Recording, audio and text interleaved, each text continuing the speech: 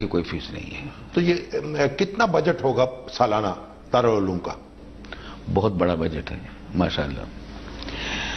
پہلے میں آپ سے عرض کر دوں، درس نظامی کے جو طلبہ ہمارے ہاں رہتے ہیں ان کی تعلیم مفت ہے، کتابیں مفت ہیں، اسٹیشنری مفت ہے، ناشتہ مفت ہے، کھانا مفت ہے، کھیل کا سامان مفت ہے، جیب خرچ بھی مفت ہے، ٹھیک، سب کچھ مفت ہے، رہائش بھی مفت ہے، بجلی پانی سب مفت ہے۔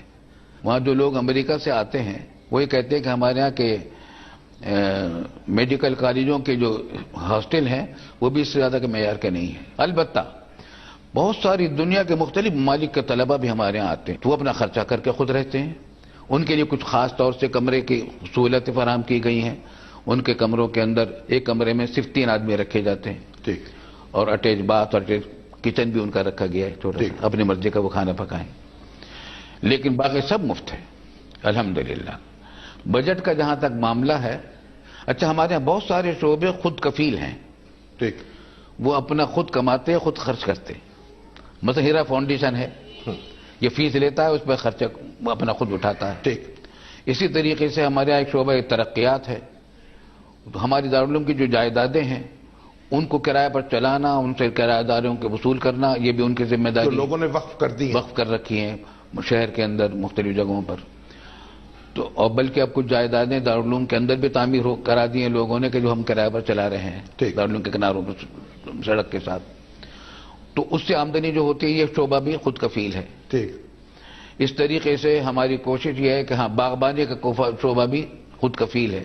نرسری ہمارے یہاں دارالعلوم میں قائم ہے تاکہ ہمارے یہاں بھی پودے لگتے رہیں، ٹھیک، تو وہ بکتی بھی ہیں پودے وہاں سے، یہ بھی خود کفیل ہے۔ ٹھیک، اس طریقے سے بہت سارے شعبے، تقریباً 22-23 شعبے خود کفیل ہیں ہمارے یہاں جو کام کر رہے ہیں، اپنا خرچہ وہ خود اٹھاتے ہیں۔ ٹھیک، آج کل جو ہم ہاں جی، طلبہ کو رہائش وغیرہ تعلیمیں دیتے ہیں، ماہانہ خرچہ ہمارے یہاں بجٹ مہینے کا بنتا ہے، سال کا نہیں بنتا، ٹھیک، اور اسی بجٹ پر چیک نکالا جاتا ہے۔ ٹھیک، تو آپ کو شاید تعجب ہوگا، 2.5 کروڑ روپے ماہانہ کا خرچ ہے، خرچ ہے صرف یہ درس نظامی کے طلبہ کے خرچوں کا، ٹھیک، اور تعمیرات بھی اس میں شامل ہیں جو طلبہ کے لیے تعمیرات ہو رہی ہیں۔ آمدنی کا حساب آپ نہیں لگاتے، وہ اللہ پر چھوڑ رکھا ہے۔ وہ اللہ پر چھوڑ رکھا ہے، یہی وجہ ہے کہ ہم بس اللہ تعالیٰ کو ہم بتا دیتے کہ یہ خرچہ ہے، اب پورا کرا دیجیے، وہ کرا دیتے ہیں یعنی ہر مہینے پورا ہوتا چلا جاتا ہے؟ الحمدللہ ہو جاتا ہے۔ کبھی کبھی خرچہ کم ہوتا ہے، ٹھیک، تو یعنی پیسے نہیں ہوتے، ٹھیک، تو ہم اللہ تعالیٰ سے یہ کہہ دیتے کہ ہم شعبے کچھ کم کر دیں گے، ٹھیک، طلبہ کی تعداد کچھ کم کر دیں گے، مگر اللہ تعالیٰ کرنے نہیں دیتے، کم نہیں دیتے، کرنے دیتے۔ ایک مرتبہ پریشان تھا، رمضان میں آمدنی زیادہ ہوتی ہے، زکوٰۃ لوگ، اس میں ہم زکوٰۃ کا روپے بہت لگاتے ہیں، طلبہ غریب طلبہ ہوتے ہیں، جی ہاں۔ تو میں نے سحری میں فون کیا اپنے شیخ حضرت ڈاکٹر عبداللہ صاحب عارفی رحمۃ اللہ علیہ کو کہ حضرت کچھ پریشانی ہے، اس مرتبہ چندہ بہت کم ہوا ہے۔ فرمایا پریشانی کی کیا بات ہے، کام کم کر دیجیے، ٹھیک، آپ کے اوپر کوئی ذمہ داری ہے کتنے طلبہ کو سب کو پڑھائیں، ٹھیک، جتنے پیسے آ جائیں، مگر آپ معیار وقار وہی رکھیں، چندے کے لیے کسی کے پاس نہ جائیں۔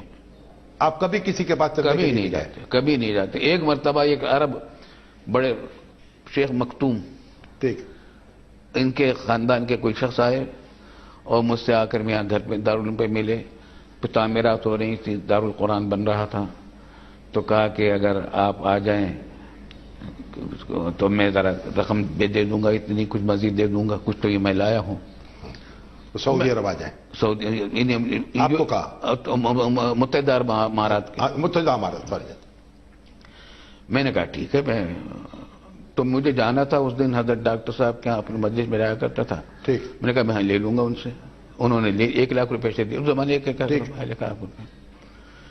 میں نے حضرت ڈاکٹر صاحب کو ذکر کیا، پر میں آپ کیوں گئے تھے وہاں؟ ڈاکٹر عبدالحی صاحب، عبدالحی صاحب میرے شیخ تھے، جو شیخ جو خلیفہ تھے حضرت حکیم الامت حسانی رحمۃ اللہ، ہمارے والد صاحب کے دوست تھے۔ ٹھیک، میں نے ذکر کیا، فرمایا تم پہلے موقع تھا جب حضرت نے لہجہ بدل کر مجھ سے بات کی، وہ مجھ سے ہمیشہ شفقت کی بات کرتے تھے، محبت سے، لہجہ بدل کر بات کی، آپ کیوں گئے وہاں چندہ لینے کے لیے؟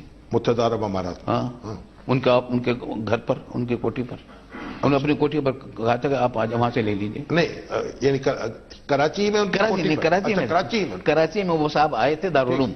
کراچی میں ٹھہرے ہوئے تھے, وہاں ٹھہرے ہوئے تھے, تو انہوں نے اکرام بھی کیا بہت اور معذرت بھی کی کہ آپ کو یہاں آنا پڑا.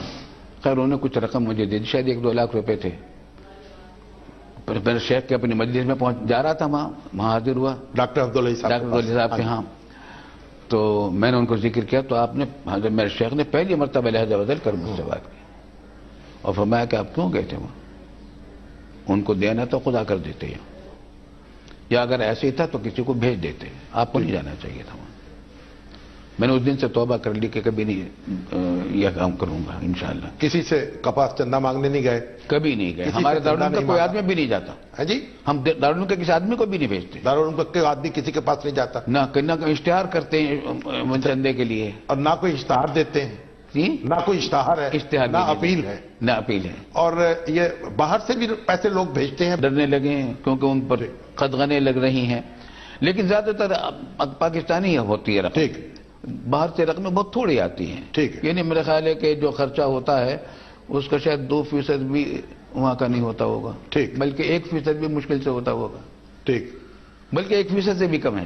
اور سب اخراجات جو ہیں لوگ خود آ کر دیتے ہیں, خود ہی آ کر, اور پورے ہوتے چلے جاتے ہیں, پورے ہو جاتے ہیں الحمدللہ. میرا تجربہ یہ ہے جب کبھی میں نے دارالعلوم کے طلبہ کی سہولتوں میں اضافہ کیا, یا جب کبھی میں نے دارالعلوم کے اساتذہ کی تنخواہوں میں اضافہ کیا, یا کوئی اور سہولت بڑھائی جس سے خرچہ بڑھا, جتنا اضافہ خرچ کی وجہ سے جتنا بوجھ بڑھا اس سے زیادہ اللہ نے عطا فرمایا. یہ ہمیشہ کا میرا تجربہ ہے. اس واسطے الحمدللہ مجھے فکر نہیں ہوتی جب کبھی. آج کل ہمارے یہاں جو تنخواہ گریڈ مقرر ہیں تنخواہوں کے, تو اس پر ہر اس چھوٹے بڑے ہر ملازم کو, حتیٰ کہ چپراسی بھی اگر ہے, 4,000 روپے مہنگائی الاؤنس کا ملتا ہے اس کو. مہنگائی الاؤنس کا تنخواہ کے علاوہ.